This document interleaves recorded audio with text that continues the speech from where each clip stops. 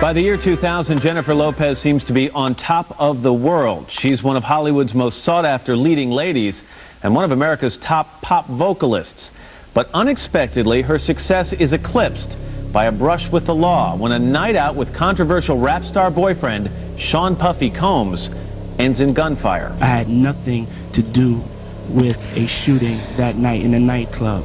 Her advisor told her, look, initially, you can't be caught up with this guy. This guy has some priors involving guns. What is it about bad guys that makes them so attractive? Because you have to do this whole flip. What is it about bad boys? I don't know, there's something just so attractive about them. I always say that it's like, it's a protection thing. It's like, it's exciting and fun because it's dangerous, right, but also you feel like you're protected.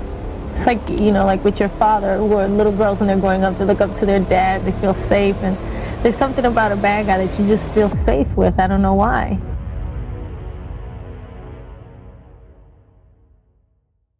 On December 27, 1999, Jennifer Lopez and Diddy went to Club New York, a nightclub near Times Square. According to reports, the high-profile couple were there to celebrate the release of rapper Shine's upcoming album. Shine, then 19, was an artist under Diddy's label Bad Boy Records and dubbed his protege. On that cold winter night, the nightclub was packed, with many people there to celebrate the upcoming new year. One of the patrons was a man named Matthew Allen, who went by the street name Scar. According to reports, what happened in the club that night varies. One version states that around 2:20 a.m., Jennifer, Diddy, and Diddy's entourage were making their way through the club when Diddy accidentally bumped into Scar, spilling his drink. Another version states that as Diddy was leaving the club, he was high-fiving people on his way out. When he went to high-five Scar, Scar allegedly declined his gesture, which was seen as a diss to Diddy. Another version states that Scar had been taunting Diddy and his entourage the whole night, which ultimately led to an altercation. But despite the conflicting reports, a few things are clear. Words were exchanged, money was tossed, and shots were fired. Paper Magazine writes, quote, "Reports diverge on whether Combs threw his money at Scar like confetti, or Scar tossed fat rubber banded stacks at Combs. Either way, digs were made at Combs' wealth and money was unnecessarily wasted. The conflict escalated and rounds went off, some coming from Diddy's protege, Shine, and one allegedly coming from Puffy's gun." I wish I would have just stayed my ass at home and chill with Jennifer. I just wish the whole night wouldn't have happened. At the club, they partied with a large entourage, including bad boy rapper Jamal Shine Barrow. Around 2 a.m., Puffy and his crew started to make their way out of the club. Puffy is still giving her high fives, shaking hands, embracing people, telling them Happy New Year and different things. And he goes over to high five someone, and this guy just pulls away. And of course, that was a diss. A scuffle broke out between several clubgoers and members of Puffy's entourage. The guy who refused to shake Puffy's hand, comes up and, started attacking Puffy and saying, you're no real rapper, you're a punk, you're not the only one with money. He approached Puffy in a taunting way and said, "You're nothing and I have money too." And in a taunt gesture, threw money in Puffy's direction. Puffy said it best: more money, more problems. You know what I'm saying? As long as you're successful, there's going to be people out there that are going to poke at you and try to diss you and do things like that. The money went up in the air. People started to grab for it. Puffy seemed to remain cool throughout. Shine seemed to get all hot under the collar. He drew a weapon, fired 3 or 4 shots. Once the shots were fired, all hell broke loose. People were running in every which direction, some which made sense, some which made no sense at all. People dove through coat checks. They grabbed fur coats. There was a tug-of-war over this register. Somebody actually tried to take the whole register off. When shots rang out, the club went into pandemonium, with patrons trying to escape unscathed. Unfortunately, 3 innocent people were injured, with one woman getting shot in the face as the bullet went through her nose. According to reports, Jennifer, Diddy, Diddy's bodyguard, Wolf, and Diddy's driver, Wardell Fenderson, fled the scene in Diddy's 1999 Lincoln Navigator. They would take the police on a 20-block chase, running 11 red lights. After evading the police, Diddy's SUV was eventually pulled over. An officer would testify that everyone in the SUV was ordered to put their hands on the vehicle. But upon this order, Jennifer began walking away and told officers, quote, "I'm going home." As Jennifer was being detained, a firearm was found under the front passenger seat. At that point, a sergeant on the scene ordered everyone who was in the vehicle under arrest.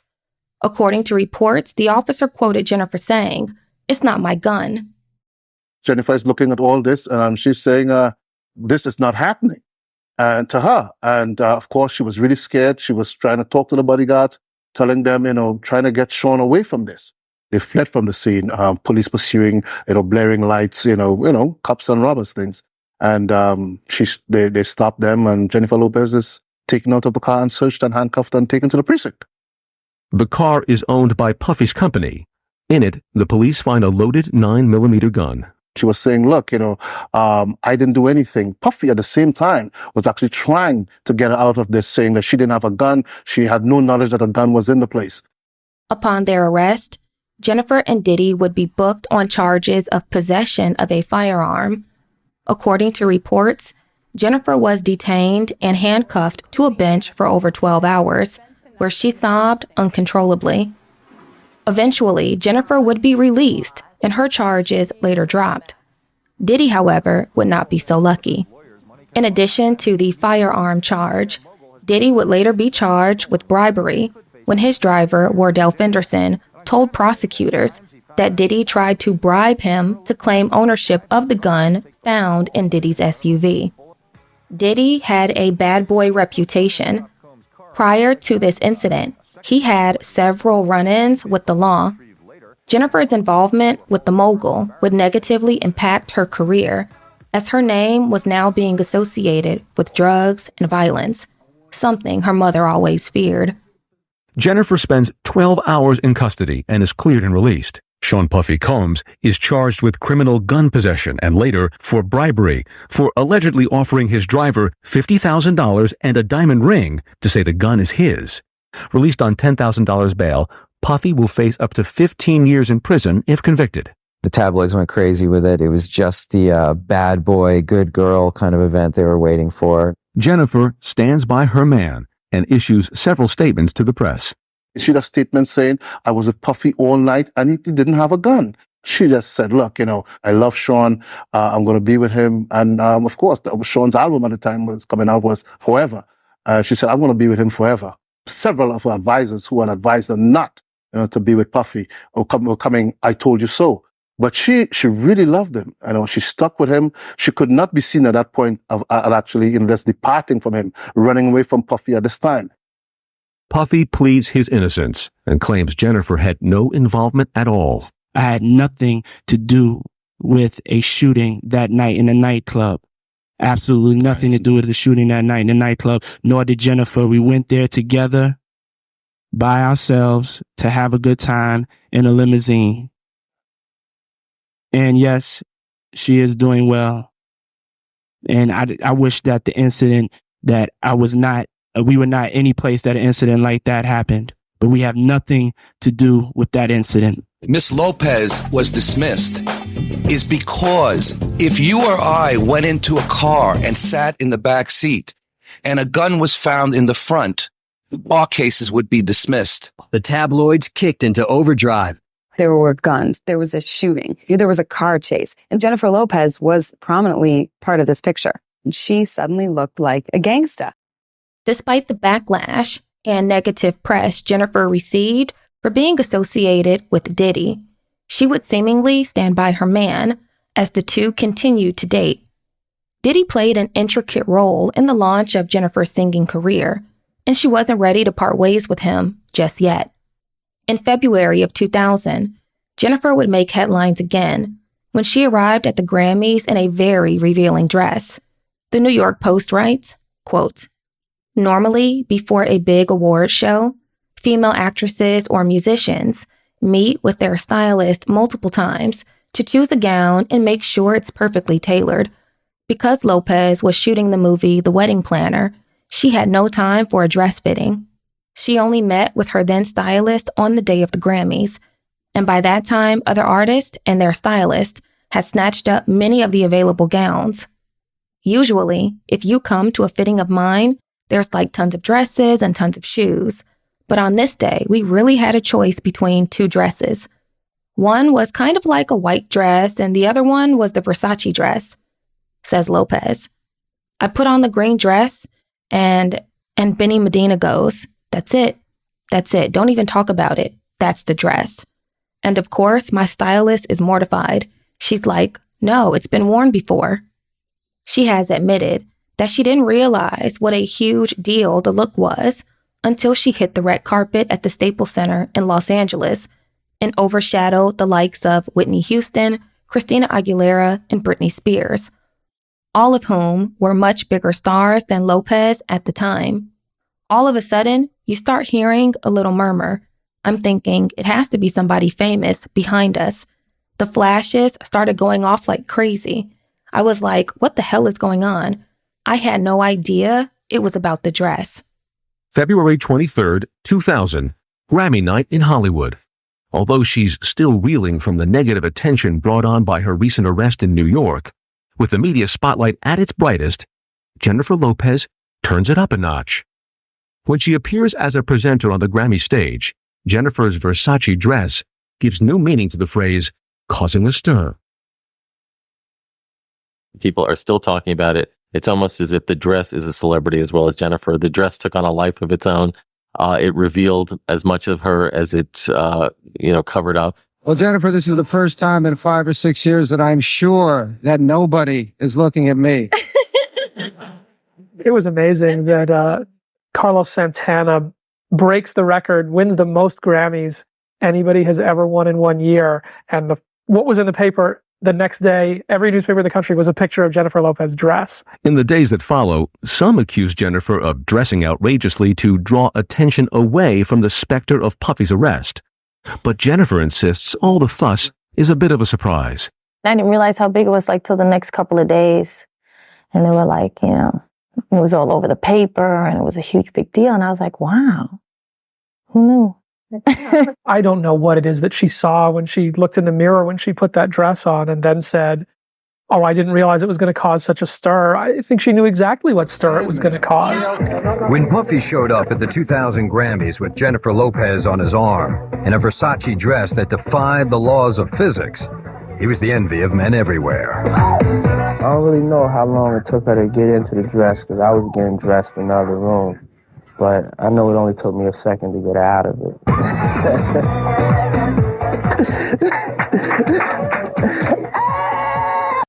Upon Jennifer's appearance at the Grammys, she, along with the Versace dress, would top Google's search engines and break the internet. Everybody was talking about that dress. The press that Jennifer received at this time was much needed, as it briefly allowed the media to pivot from talking about the 1999 nightclub shooting to talking about Jennifer and what she was wearing, or lack thereof. But the media wouldn't pivot for too long. With the news that Diddy's case related to the nightclub shooting would go to trial, all eyes were on their relationship. And according to Jennifer, the cracks started to show. What y'all shooting today? The last scene of the movie. Oh, that's hot. What's the last scene consist of? Of what? There ain't no kissing going on, right? Yeah, he has a problem with stuff like that. There better not be no kissing going on. Not like a kiss like with tongue. Nah. It's not like a kiss, it's like a last moment in a thing. It's not like we kiss the whole movie. And we do have a long distance relationship. Where are you going right now? A lot of my business is out here in Los Angeles and his is in New York. I'm checking in with you too, so you can go back to the studio after that? He's so busy, I'm so busy. Why are you on defensive? They're simple questions. It's hard. It requires so much trust. So? There's only so much you can do over a phone when you really need something.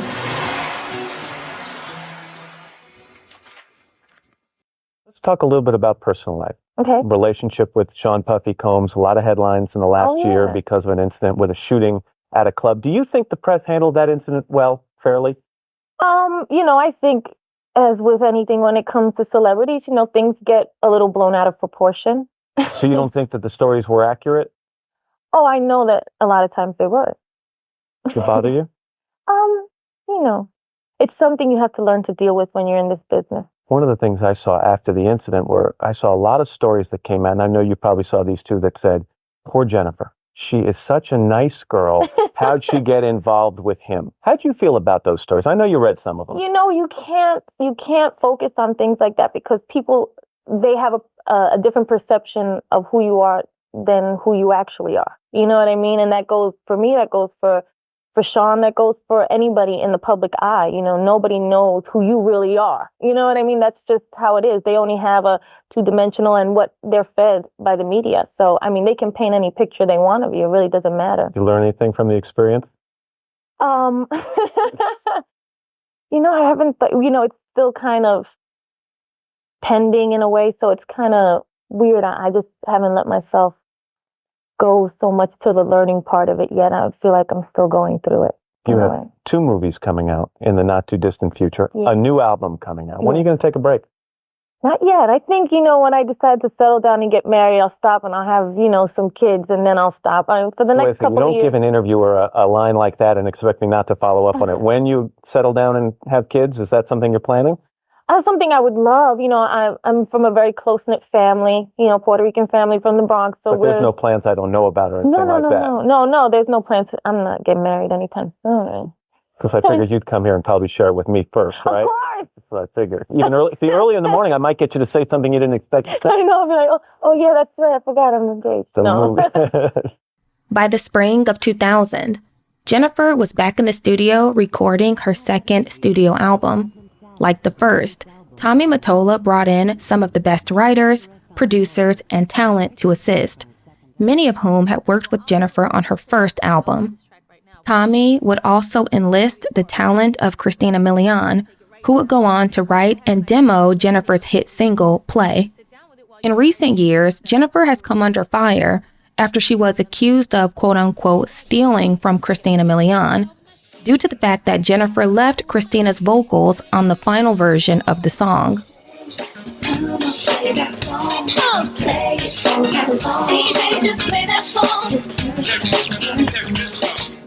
In an effort to clear up this narrative, here's what Christina had to say. I was just doing a little bit of research and I didn't realize that you wrote Play at 19 years old. What? What do you remember from that experience? And also, what were the conversations like in its, journey to end up on J-Lo's record? Were you ever regretful that you didn't record it? Well, you did record the chorus.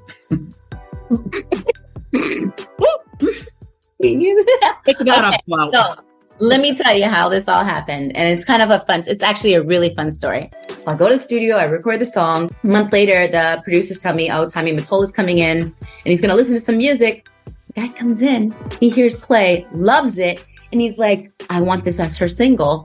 And a month later, and so, yes, I recorded the original demo. A month later, Tommy Mottola gets it for Jennifer.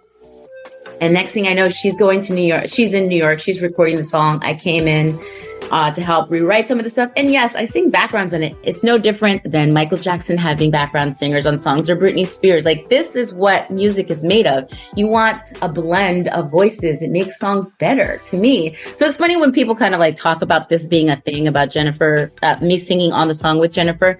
I have background singers on some of my songs. So, to me, yes, hands down, she killed it. She's so good. I love that song. I'm so happy that she did it.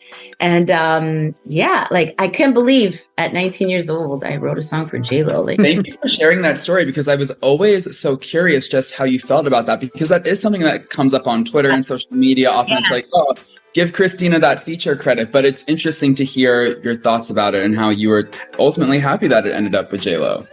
No, I'm so happy. And I don't need a feature credit. I'm on the credits as for whatever nature as a writer and for singing backgrounds. There is credit for that. And to me, I'm just also so happy that she did it because she's an icon. She's amazing. Christina Milian wouldn't be the only artist that Jennifer Lopez has been accused of quote-unquote stealing from. According to Murder Inc.'s Irv Gotti, Tommy Mottola brought on Ja Rule and Ashanti to write, produce, demo, and remix 2 of Jennifer's singles off her second album, I'm Real and Ain't It Funny. According to Irv, Tommy had 2 agendas. The first was that he wanted to give these tracks a more urban hip-hop feel, and 2, he wanted to compete with his ex-wife Mariah Carey after she did a duet with Ja Rule for her album Glitter. Upon doing the demo for both songs, Ashanti's vocals were left on the final cut of Jennifer's singles. Because of this, Jennifer has been accused of, quote, reusing Ashanti's voice and passing it off as her own.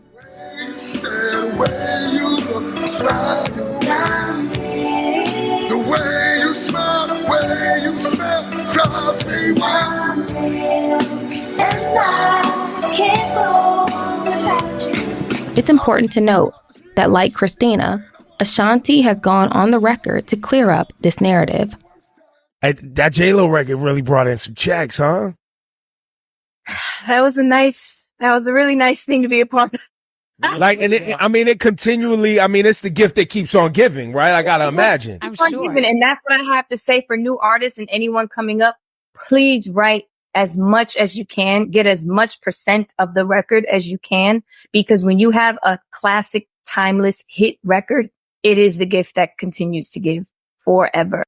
How did that J-Lo record actually happen? You wrote the song for yourself, or you wrote it for J-Lo? I wrote it for J-Lo. Got it. I wrote it for J-Lo. I think it was Tommy Mottola had reached out to Irv and they needed a remix for the original record. And they played me the beat. I think it was 7. They chefed up the Craig Mack, you know what I mean? Yeah. And then he was just like, yo, just write something that goes along with, what's going on with her. And I'm like, what? And I heard the beat and I listened to the original song and I flipped it just, and added a little bit of flavor. And I wrote it. To be clear, how many records have you written for J-Lo? I wrote Ain't It Funny, but let's clear this up right now.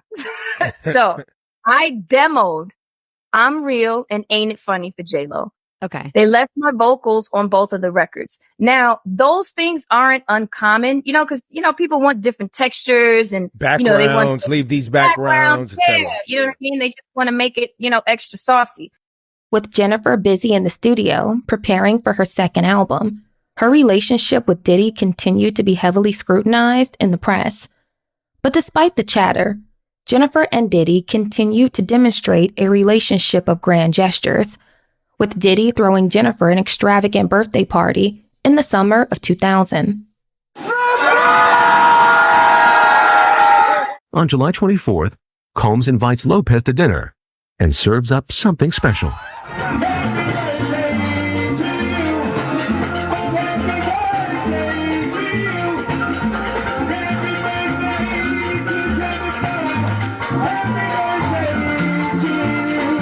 It's Jennifer's 30th birthday, and Puffy pours on the celebrating at a Manhattan restaurant. Jennifer gets to turn 30, dancing with friends and the 2 most important men in her life, her embroiled rap star boyfriend and her dad.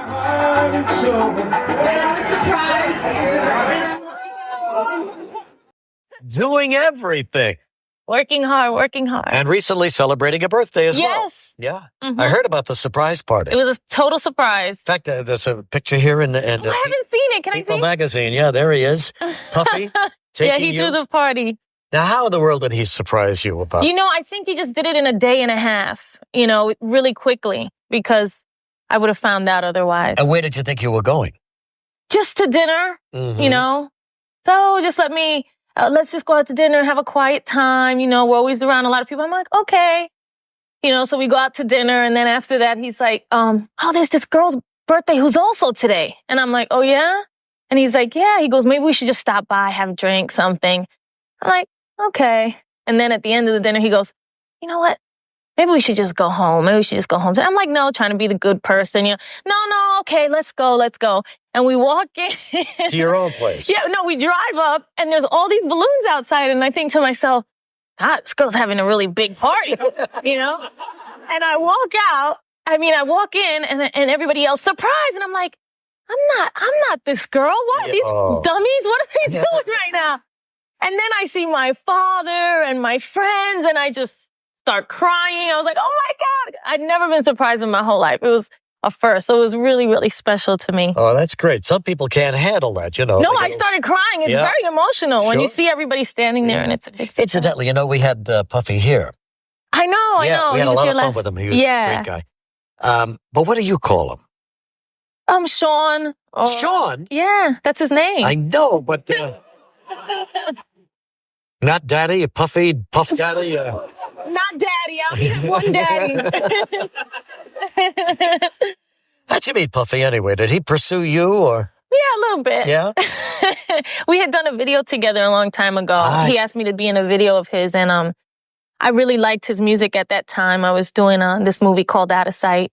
I was like, well, I don't know if I can do it. I'm doing this movie. And he said, no, you know, I really think it's time that people, this was before I was doing my music and dancing and everything. And he was like, I think people they forgot that you dance. I used to be a fly girl on Living Color and you should really do this. And I was like, all right, well, if you can do it on the weekends, I'll do it. And we wound up doing it, and we just became friends from there. And look what happened from that. You got a whole new career going now. You're in the middle of making an album right now, right? Yeah, I'm in the middle of finishing up my second album right now. I'm very excited about it. We were just blasting it in the back. I was like, am I going to get in trouble for playing my music back here? What are the songs? What's the It's the same kind of thing as last time. It's pop music, you know, with little Latin and R&B flavor to it. And but it's pop music, danceable.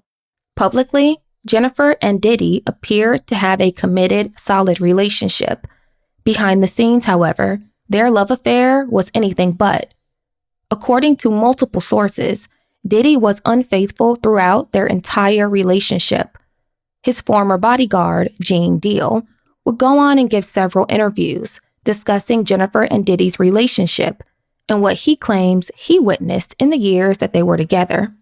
According to Gene, despite Diddy throwing Jennifer a lavish birthday party in July of 2000, the following month, Jennifer would catch Diddy in the studio with multiple women. You know what I'm saying? Me and Puff was running around in the streets and we had came back over to the studio.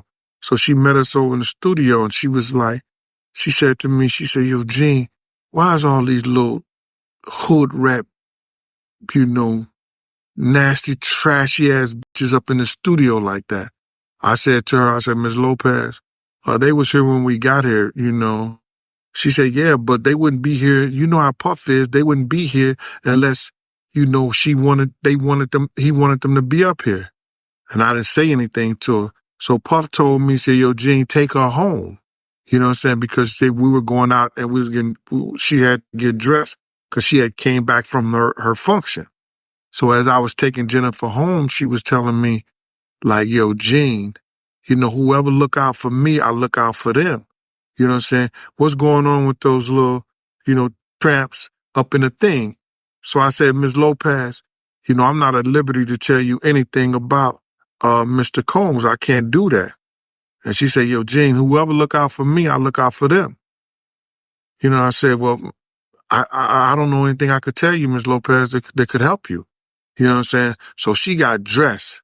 When she came back downstairs, she had her hair in a ponytail. It looked like she had her ears greased and everything. She didn't have no earrings. You know, she had like studs on or whatever like that. She had on jeans and sneakers. She's going to go back and she's going to tear up some shit. That shit was funny. And I was like, yo, Ms. Lopez, you all right? She said, yeah, I'm all right, Gene. But I'm telling you, I'm not going for this. So when we got back to the studio, you understand, Puff was saying we finna leave and everything. The girls had left and everything like that. So we were going over to Eugene's. Eugene was a club, I think it was downtown. It could have been 27th or 17th Street in Manhattan. And that's when we met Dame Dash, Jay-Z, Beyonce, the whole Destiny Child Kelly with her little stank, because she was, you know, like she had an attitude problem. But Beyonce and that girl Michelle, they was dancing, having fun and everything like that. Dane was there, Jay. They were just talking and chilling and everything like that. And then my man Tony De Niro, we was all up in there just chilling. They was chilling. I'm watching them, making sure everything is okay, because I was the only one with all those celebrities. I was the only bodyguard there for them. So they was chilling and everything. They was dancing and everything. Everything was cool. So then now we go over to the cafeteria, and they get into like this heated conversation with Jennifer. And they were going back and forth, and Puffing them trying to convince her, because he's a celebrity, he got to have all kind of girls around him and everything. And she was telling this nigga like, yo, listen to me. I've been around celebrities. I've been around people. You know what I'm saying? You're not the first. You know, for all these little hood rats to be sneaking in and out of rooms with people, you understand? Why are you got these girls up in like that? Yo, Gene, would you tell them? And she said that to me and put me on the spot like that. And Puff say, Gene ain't gonna say nothing about my business to you. And then I just looked at her and she said, Gene, they must think I'm Susie Sausage Head. They must think I'm Susie Sausage Head, Gene. And I said, I just turned my head around and I looked and I walked away from their table and their area, stuff like that. But it was close enough so I could see them. But I knew she was gearing up, you know, to lead this cat, because this cat kept on playing her. According to Jennifer, though she suspected that Diddy was unfaithful, she unfortunately never caught him in the act, and his employees would never confirm it. In September 2000, 1 month after the studio incident, Diddy and Jennifer showed up to the MTV VMAs as a couple, with Jennifer even sporting Diddy's clothing line, Sean John, from head to toe. Jennifer's appearance would be the talk of the night and the butt of some jokes. Jennifer Lopez here tonight. Jennifer Lopez. That's right. She came with 2 limos, one for her, one for her ass. That's right.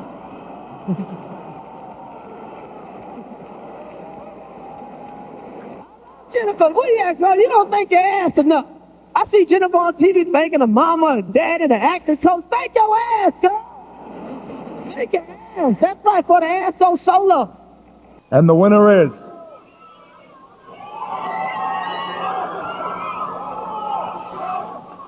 Jennifer Lopez, Waiting for Tonight. Oh my God, I feel so happy. I'm not going to take up too much time. There's a lot of people that I want to thank. First of all, directors of the video, everybody involved with the video, Francis Lawrence, Paul Hunt, who directed my other videos, Sony, Music, Tommy Mottola, Corey Rooney, all my producers, Benny, Arlene, Baby,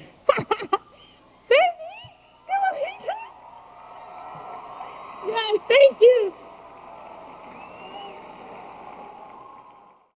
Despite Diddy and Jennifer showing up to the VMAs as an item and looking very much in love, their romance was quite tumultuous.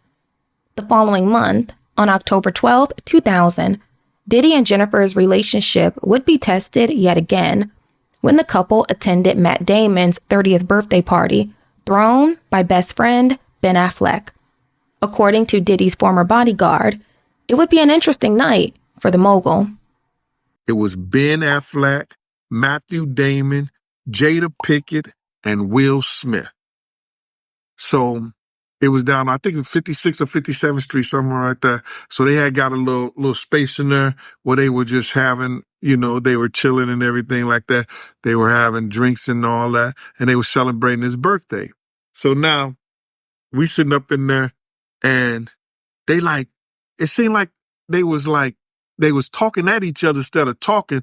It was, like I said, it was Jennifer Lopez, Puff, Ben Affleck, Matthew Damon, Will Smith, and Jada Smith. So they all over there, and I'm over there chilling by, you know, Will Smith and his sister, and Will Smith's sister and her husband. They wasn't with the group. They wasn't over there by them, but we was a little bit further in while they was laughing and joking, talking about it. But I don't know, I could see, you know, I've been with Puff so long, I could tell when there's a problem, there's a situation. So I go over there and I look at him, and then I just walk away. And then about a few minutes later, Puff comes over to me. And so he said, yo, Gene, come walk with me right quick. So I went to the restroom and stuff. He said, yo, listen here, man. I think Jada and Will trying to scoop up Jennifer. Yo, and if they try this shit, I'ma snuff his ass. So come closer. I want you close by, because if they try to do this shit, while I'm right there, I'ma snuff his ass. I was like, you gonna snuff Will Smith, dog? He was like, yo, Gene, I'ma snuff his ass. I said, yeah, all right, man. So I came over a little closer and everything. I'm looking in his face and everything like that. But I could see Ms. Lopez, to me, it wasn't like she was giving Will fever, anything, or Jada and everything. It was more like Ben was catching her eye and she was catching his eye. I said, this Gator is all wrong right now. You understand? He thinking it's Ben, and he thinking it's Will and Jada, and it's Ben. Matt Damon's 30th birthday party was quite an event. Though Jane recalls Jennifer and Ben eyeing each other the whole night, Ben was off limits as he was dating actress Gwyneth Paltrow at the time, and Jennifer was still dating Diddy. But Jennifer's relationship with the rapper was on borrowed time, as their toxic romance would inspire Jennifer's upcoming single, Love Don't Cost a Thing. In November of 2000, 1 month after Matt Damon's birthday party, Jennifer flew to Miami, Florida to shoot the music video for the single. As the story goes, while there, Jennifer would meet and fall in love with second husband-to-be, choreographer and dancer Chris Judd. Though Chris and Jennifer had an instant connection, there wasn't much they could do about it because Jennifer was still tied up with Diddy. But according to Diddy's former bodyguard, by the end of that year, Jennifer's circumstances would change. According to Gene, Jennifer was fed up with the hip hop mogul and decided to stop taking his calls. She cut Diddy off and ghosted him. We had went Christmas shopping, and I mean, this shit was funny. This spent in one day because I've always signed his credit cards. I used to take the credit cards and I used to have them and stuff like that. And I would sign, Gene sign, and everything like that. Take care of it like that. That nigga spent like $275,000 on her and just luggage, purses, jewelry, stuff for her mother, for her father. So now we going shopping and everything like that. And he buys all this shit. Don't you know when Christmas coming time around, Miss Lopez ain't taking this nigga call. She ain't f***ing with him no more. She ain't dealing with him at all. And I'm like, oh, shit, this nigga bought all this shit for this girl. And then we downtown, and we were on, I think, 16th Street and 1st Avenue. We walked from 16th Street to 74th Street where he lived at. He jumped out the car. And when that nigga jumped out the car, I got to get out with him. And we walked from 16th Street to 74th and Park Avenue. From 1st Avenue to Park Avenue to 74th Street. Now, that's a good 50-something blocks. And those are long blocks. And it was cold in the motherfucker outside. And this nigga was walking, and I walked right behind this nigga going all the way home. I was mad in the motherfucker. Yo, that shit was crazy. She wasn't f***ing with him. He was using her personal assistants to find out where she was at. And she was telling her, how he helped her. And Ms. Lopez didn't know that he was using her personal assistant, to find out where she be at so he could send flowers, so he could do all this kind of shit. But she had decided that she wasn't f***ing with that no more. When I was trying to tell this little nasty motherfucker, yo, she got personal. Somebody got private eyes following us, man. They thought it was the police. It wasn't the police. It was private eyes. Somebody put private eyes on this little nasty motherfucker. And then she probably found out that he had this little British white girl living down on close to 4th Street and 5th Avenue. And because when you pop up in those little houses and this nigga going to Turkish baths and all this other shit, staying 3 or 4 hours in Turkish bath houses, who do that? So she was like that. She found out, what this cat was doing, man. And then, he was steady trying to keep up with Kim, and she knew that. He using Kim, babysitter, the girl, the little Spanish girl who was babysitting Chris at the time. That Chris, she used to babysit Chris because Chris was the small one. And he giving her money, sleeping with her, doing all kind of crazy shit, and still trying to keep up with her. You can't keep a girl. You can't have nobody like a Jennifer Lopez and think they won't put a private eye or something on your ass to see what you really out here doing. It's crazy. So this nigga was going nuts. I mean, like this nigga was, he was going through it that Jennifer left that alone. Then she started with Ben Affleck. I said, all that time you worrying about Will Smith and Ben Affleck that took your girl from you right there in front of you at his birthday party. Though Jennifer's personal life had hit a rough patch at the end of 2000, her career was about to reach new heights as she was gearing up to release her highly anticipated second album. On January 23, 2001, Jennifer's second album, J-Lo, was released and shot to #1. 3 days later, her movie, The Wedding Planner, starring Matthew McConaughey, also premiered at #1. Jennifer made history. With her career at an all-time high, Jennifer knew that her relationship with Diddy had run its course.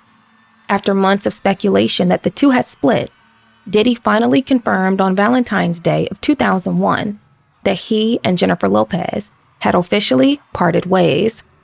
According to Diddy, the reason behind their breakup was due to his impending trial related to the 1999 nightclub shooting, which had taken a toll on their relationship and Jennifer's career.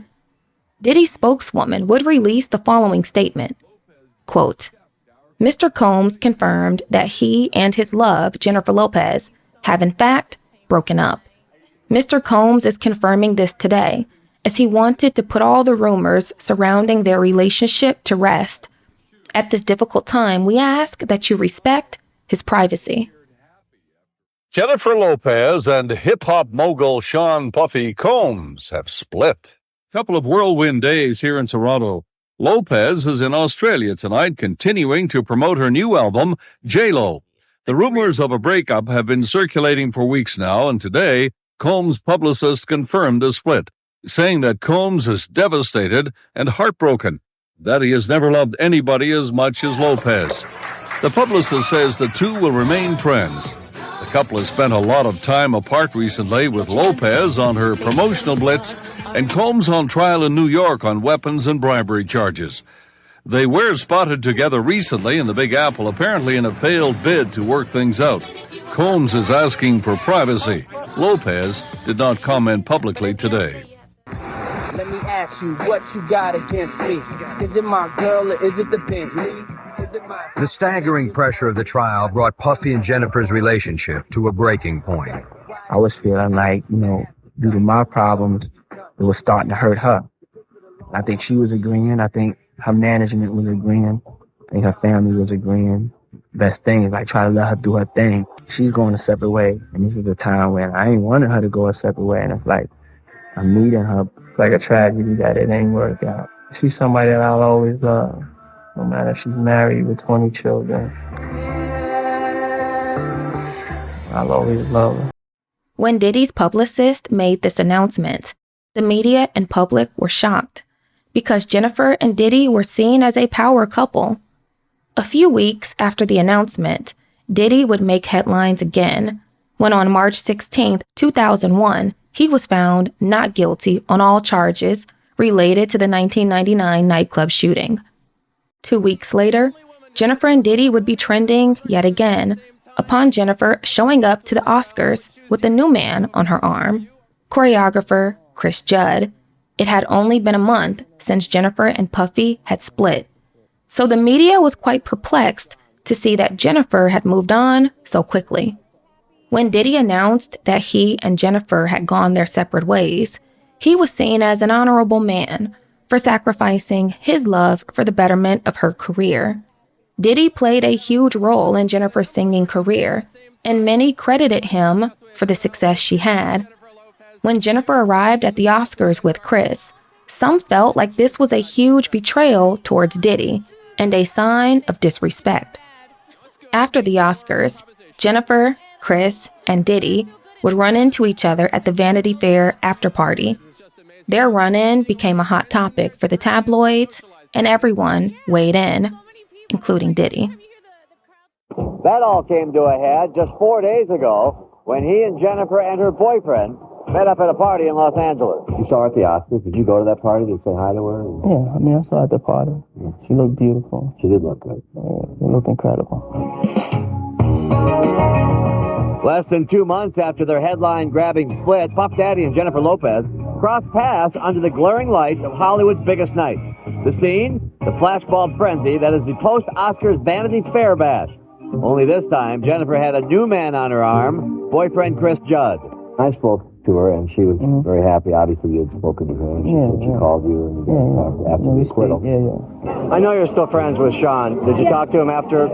Absolutely. What did you guys talk? Happy, the end of the day that justice was done and that he didn't have to go through anything else. I mean, we were very happy. We were speaking before that and spoke after that and spoke to her the other day. Did you go to the party to see her and see Chris? No, I went to the party like I was invited. I was in town, but I was looking forward to seeing her though. I mean, she's just somebody I'll always love. You know what I'm saying? You just sometimes get those people that cross your path that you'll always love, and I'm gonna see her again. We're gonna meet again one day. Is your heart broken? Man, yeah, my heart's broken. Yeah, my heart kind of twisted out. You know what I'm saying? But my heart is strong. You know what I'm saying? And it's hard being a celebrity, you know what I'm saying, in a relationship. And this was a rough year, and I just wanted to be happy. At the end of the day, I just wanted to be happy. Try to get her back and all that. I mean, I can't really talk about all that, Pat. But I can tell you that, I still love her, and I'll always love her. Diddy's sit-down interview with Access Hollywood would backfire as the public and press mocked him. They called him weak for showing his emotions on national TV. The backlash Diddy received upon this interview would prompt his rival, Suge Knight, to speak out on his behalf. Whole thing about it, P. Diddy, P. whatever, you gotta really, everybody keep it. I know I probably sound like I'm repeating myself, but I really feel this way. We need to leave Puffy alone. Anytime a guy goes on national TV, express how much he loved this woman, how much he needs this woman, how much he missed this woman, and then just do everything he can for this woman, and she turns around and drops you for a dancer. What does that tell you? What does that let you tell you the two things. Either he wasn't, delivering from the hip with it. Yeah. Or, right. Or maybe she just wanted somebody she can just slap around, I thought. Wow, she can bitch slap every now and then. But then again, is that embarrassing too? Then again, I looked at it again, I got to start getting mixed feelings. I said, wait a minute. But Puffy a dancer too. So she probably said, wait a minute. What's the difference between having a dancer with a little money and a dancer with no money? She still have a dancer. Right. So pretty soon, I think J-Lo finna graduate from the dancers and get some. So when you were in prison and you'd see that J-Lo broke up with P. Diddy, you would laugh at that. That's, in other words, it's very disrespectful. It's very disrespectful. Made him look bad? Made him look like a bitch. Right. If he go around, he promoted her, he helped her, he took us to a certain level, he gave her that ghetto credibility, and he was like telling he believed and he told her she can do it. And from the rings, from the chains, and all those type of things, and they say she snitched on him, but I like J-Lo. I think J-Lo very, very good people. I think she got a nice look about herself. Yeah. If she went out with you, she wouldn't be leaving you, would she? if she went out with me, her whole attitude would be different. Suge Knight's commentary regarding Jennifer Lopez was a bit surprising to the public, considering the fact that he and Diddy were longtime rivals. But it should be noted that around this time, Suge Knight and Jennifer Lopez had some issues. According to reports, Suge Knight had been shopping around an explicit tape of a couple having intercourse. According to Suge, the woman in the tape was allegedly Jennifer Lopez. After being made aware of this, Jennifer Lopez sued Suge Knight and his company Death Row Records. News24.com writes, quote, Jennifer Lopez filed a lawsuit over an alleged invasion of privacy involving distribution of a video supposedly showing her having intercourse. Knight alleged that he had a videotape of Jennifer Lopez making love to a long time ago boyfriend and was planning to market it on the internet. Once Jennifer was made aware of this, she quickly filed a lawsuit against Knight. According to court records, after Suge admitted to the judge that no such tape existed, Jennifer and her team dropped the lawsuit. According to former associates of Suge Knight, despite him going on the Howard Stern show and seemingly defending Diddy, Suge still had issues with the bad boy mogul and used Jennifer Lopez as a way to get back at Diddy. Here's what a former associate of Suge's had to say. I found out just probably a month or two ago when you put the video out that you had a J-Lo tape that you were holding out on me, Yeah. you know what I'm saying? And you didn't really tell me about that you had this thing, man. Oh, man. They had us shook after that meeting I had with the attorneys and J-Lo team. Oh, so they actually brought you in and had a meeting with you? Me, David Kidder, went down there and met with their staff and their team. And they threatened to take everything that any of us owned and suing us and having us in court and all that. You know, it was funny to be a shook, to be honest, because we didn't care back then. But what I took from it was a tape. But what they thought we had, we didn't have. But it's a tape out there. Because she spent some money on putting that team together and was trying to save her image. And that was probably because of Benny Medina, who was her manager at the time. That's the one that helped. Y'all see his name with Will Smith and Puffy at the time. I don't know if Benny and Puffy still together, but big old homosexual. But power in the game, major game. But Benny Medina, yeah. So at one point you guys were shopping this sex tape? Oh, we're gonna put it out. We're gonna put it out. We were adding to it. I had a girl, J-Lo look-alike, getting what's that they call when they were putting butt injections and all of that. We shot a whole scene around it. No way. But I got it somewhere in there on one of the VHS or somewhere. But like I said, we got shut it down. we got a little spooked. How much were they threatening to sue you guys for? Oh shit, who knows? Shit, $1 lot. million would have been enough for me. But they were ready to start some legal action behind J-Lo. Okay. Yeah. Is it tough to have to sort of protect your life, protect your image everywhere you turn around? Jennifer's legal team quickly filed suit after rumors spread that rapper impresario Marion Suge Knight was planning to market an alleged sex video of Jennifer with a former boyfriend on the internet. Knight is a rival of her high-profile ex, Sean Combs, and after Knight's attorneys denied that he had such a tape, the lawsuit was withdrawn.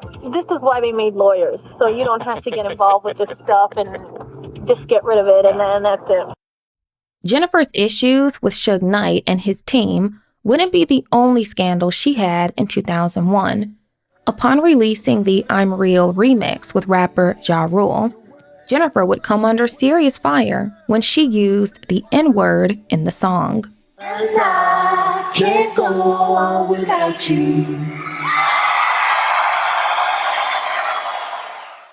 Now people screaming, what's the deal with you and so-and-so? I tell them, my niggas but they don't hear me. She's being seen as a pop star and as a movie star. She probably didn't think that it would set off such a firestorm because you hear that word all the time in urban music. I don't think she expected to be held to a different standard. Here's the thing, Jennifer Lopez, a celebrity at the highest level, and for her to take that word and to use it to try and gain some more ghetto credibility, that was very distasteful. Now people loving me and hating me, treating me ungratefully. As the controversy grew, J-Lo could no longer shrug it off.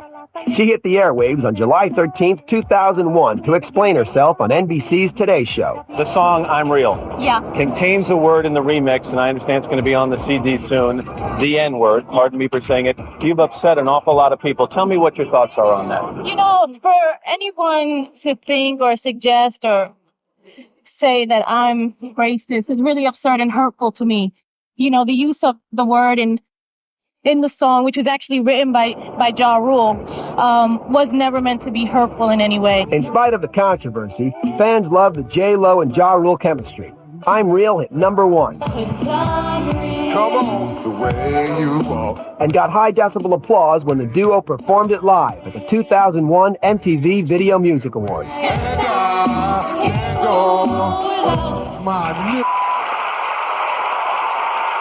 Despite the backlash and negativity that Jennifer received at this time, her relationship with Chris Judd continued to flourish. And with his support, Jennifer would be able to move forward and not allow the negativity to get her down.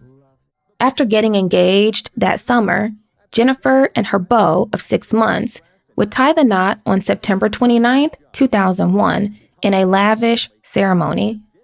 Though many believe that Jennifer was moving way too fast, she was in love and ready to spend the rest of her life with her man. Saturday night, Jennifer Lopez played the bride as she and dancer Chris Judd tied the knot, and we have all the nuptial details. Dressed in an off-white lace and silk Valentino gown and dripping in $500,000 worth of Fred Leighton jewels, Jennifer Lopez said "I do" to dancer and choreographer Chris Judd at this hilltop mansion outside of Malibu. The guests dined on food catered by Wolfgang Puck, and the couple's first dance was to Stevie Wonder's Ribbon in the Sky.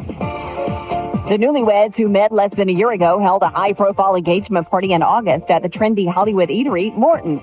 The wedding, on the other hand, was kept top secret. Workers had to sign a confidentiality agreement, and the guests had to be shuttled to the wedding from a nearby high school. Those who attended also had to go through a security search that included this metal detector. The only close call came when 2 photographers were caught trying to get onto the property. 1 week before the wedding, we were with Jennifer and Chris in Puerto Rico as J-Lo was preparing for her upcoming NBC concert special. The couple is now taking some time off, and they are on their way to Milan for the Versace fashion show. Their honeymoon will reportedly be at Donatella Versace's nearby Lake Como estate, and sources close to J-Lo say she is looking forward to starting a family. Upon their nuptials, Jennifer's love affair with Chris became media fodder as the couple headlined magazines, tabloids, and were all over the press. The general consensus among the critics was that this was Jennifer's second trip down the aisle to a man she had known less than a year. There was no way this was going to last. But despite the criticism, Jennifer was head over heels in love with Chris and looking forward to the life they would build together.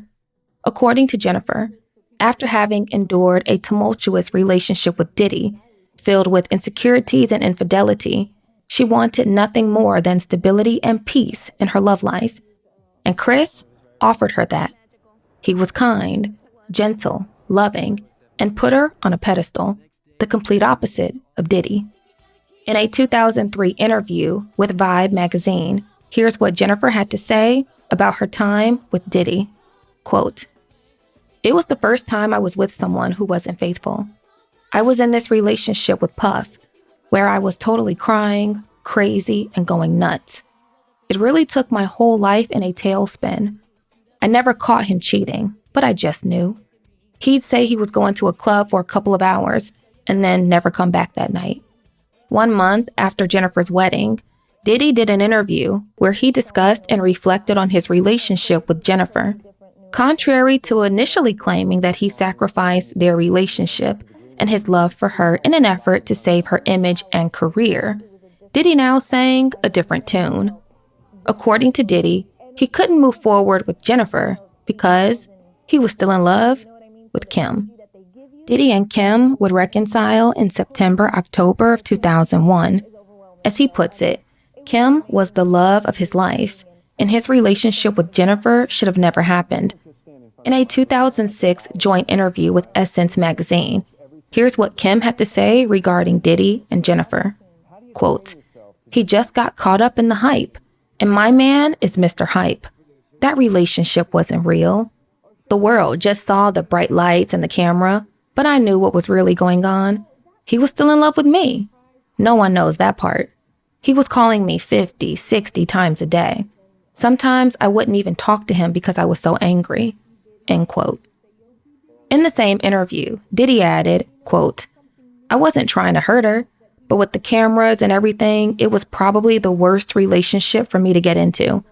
I don't know if I could have been as strong as Kim was. I'm used to applause when I walk in the room, and Kim was just too cool. I would tell her, I guess I'll go be with someone else who'll take care of me the way I want to be taken care of, who'll be a little bit more aggressive. Kim wasn't really conforming to how I wanted her to conform. With Jen, I was making a statement. Jennifer was my perfect match in terms of energy. I thought, I'll test the waters and hopefully Kim will see I'm serious and come running after me. Because I'm so aggressive, the best energy for me is someone who slows me down and makes me feel like I can breathe. It's hard for me to breathe. When I'm around Kim, I feel like I can do that." I got caught up in the hype a little bit. You know, Jennifer, she's definitely a bad chick, but I was still in love with Kim. You know what I'm saying? So I couldn't marry Jennifer, but I was still in love with Kim. According to Jennifer, there was no love lost between herself and Diddy. The way she saw it, that relationship taught her valuable life lessons and helped her evolve. What do you think about that relationship when you look back at it now? Just like how you look back on any relationship, you know, it helps you grow and it helps you get to the next place, you know. When you're in it, you're hoping it becomes, you know, something great. And if it doesn't, then you move on. You know what I mean? You still have you care about that person as a human being. You spend 3 years of your life with them or however long it is you spend with them.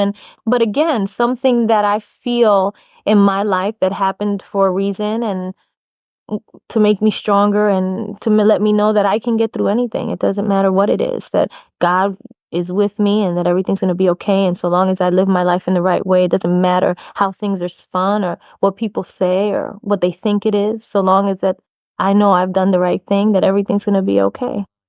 By the end of 2001, Jennifer and Diddy had completely moved on. Jennifer's career was thriving. She launched her clothing line and held her first televised concert in Puerto Rico.